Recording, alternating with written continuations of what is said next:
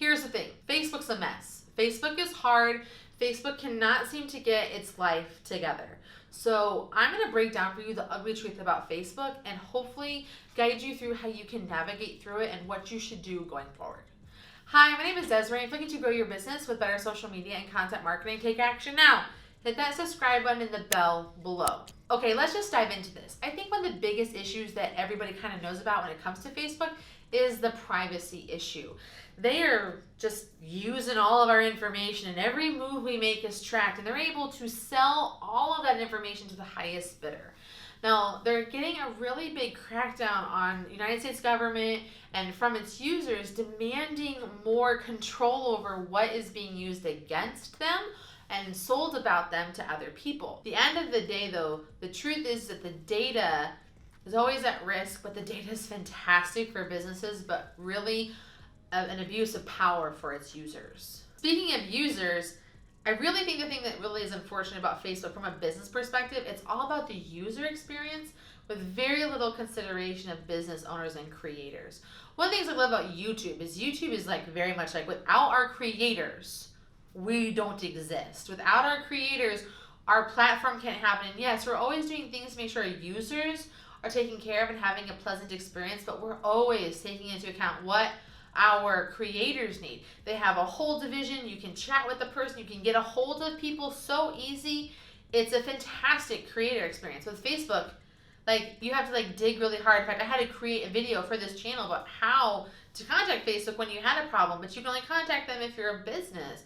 And on top of it, it has to be like ad specific or whatever it may be. So when you're a business owner and you're trying to create stuff and do things, if they're only caring about the users and not how they're treating us, the people that help give them money because we're paying for their ad space, it's a really terrible thing, especially with like only 5% of content being consumed on the feed.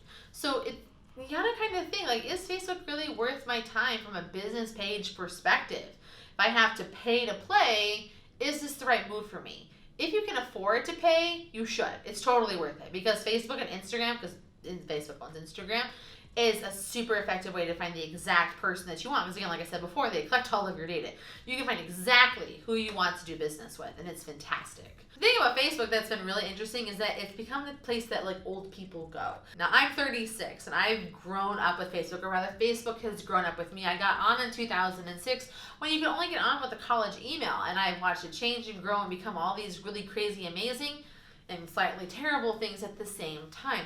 But it's become this place that old people hang out. Like, not old people like millennials, but like, you know, a 35 and older crowd is really into Facebook. But the younger people get, the less they're using Facebook. They're more likely to use Instagram and TikTok and Snapchat over Facebook, which is this place for old people to hang out. It's where parents are and aunts and uncles and grandmas. So like they're not drawn to it. And so if your demographic is like a millennial and older crowd, go nuts. But if you're trying to target younger people too, you need to factor that into your marketing strategy. Facebook is always trying to take from everybody else. Like they're seeing what everybody is doing and they're trying to make it for themselves. When TikTok came out, they had Instagram adopt Reels, and Clubhouse is really successful, and so they're going all in on audio with the new update. Facebook's just trying to be everything, so it's really hard to keep up with, and it's really hard to know what to create that's going to be successful on the platform. Also, pairing with it, it's always changing things. Like, just when you get used to an interface or a feature, it just like goes away or changes or gets used in a different way. This is something that people on both sides of the aisle, users and businesses, complain about. And I know they're always, again, hiding behind the user experiencing and making things easier or whatever, but it's getting to the point where it's just complicated and hard to keep up with. Literally, a big chunk of this channel is dedicated to tutorials on how to do things within Instagram and Facebook, so it's not so hard for you to do business here. Now, as a creator, it's really hard to monetize on this platform. Now, YouTube, I know, 4,000 hours of watch time in a year and 1,000 subscribers. That hasn't changed since like the beginning of 2018, and it's an easy, measurable goal, and YouTube wants you to have success if you can find the right way to do it. With Facebook, you have to have, like, they keep changing how many followers you have to have, but the watch minutes are, like, where things are, so you can qualify for monetization. And on top of it, it's so much easier for me to get my videos seen and found in YouTube versus Facebook. Like, I can't find things on Facebook. They just have to show up on a newsfeed. I have to hope that the people are going to watch it and engage with it. Like, it's just really hard for me to make money off of my content, which is why I very rarely create this kind of content over on Facebook. The thing about Facebook, though, is it's necessary. Like, there is no more important place on the internet right now for you to keep your digital lights on than to have a Facebook page. So many people will like go to Google to find your business or see like what's happening in their local area, and then go to Facebook to see if you're posting regularly, to see if you're still in business. Like, you can't get the information as well off of Google and stuff, so they need another way, and they want to like what you have to say and what you're about and what you look like. So it's a really necessary place for you to be. Like, if you have a business, you have to have a website, and you have to have a Google listing, and you have to have a Facebook page.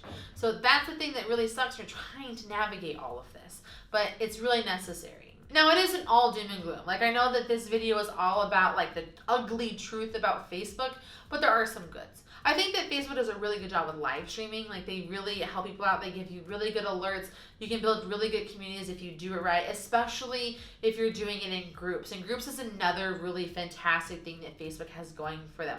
The main reason I get on Facebook, besides the personal, which I'll talk about next, is the groups. Like, I'm able to find very specific niches and communities to be a part of. I have ones for being work-at-home moms in social media. I have video marketing. I have events I go to.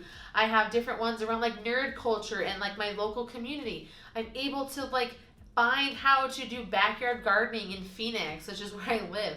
I have a community for every interest I have, and it allows me to have that different, easier access to it. And so if you're a business and you can build a Facebook community around those things, it's going to be really powerful for you, because you can be an individual and put the barriers down, and other people can come together and comment and engage as well around that topic. Now, from a personal side, Facebook is actually really great as well. I'm able to share what's going on in my life, my kids' life, my family life, all these things with this network of people that I am connected with.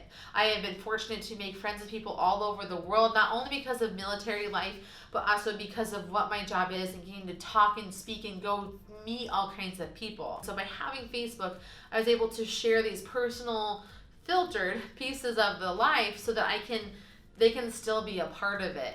And another really cool from a personal side is the messenger aspect of Facebook is incredibly helpful. I love having the app downloaded on my computer to be able to take my group conversations and leads that I get and conversations and questions and take them into Messenger and have those conversations. So we talked a lot about some ugly things, but let's talk about some really awesome, brilliant things that you can do to thrive on Facebook. I want you to watch this video I have for you right here that's going to do that for you, and watch this video right here because YouTube thinks that you're really going to like it. And until next time, I'll see you soon.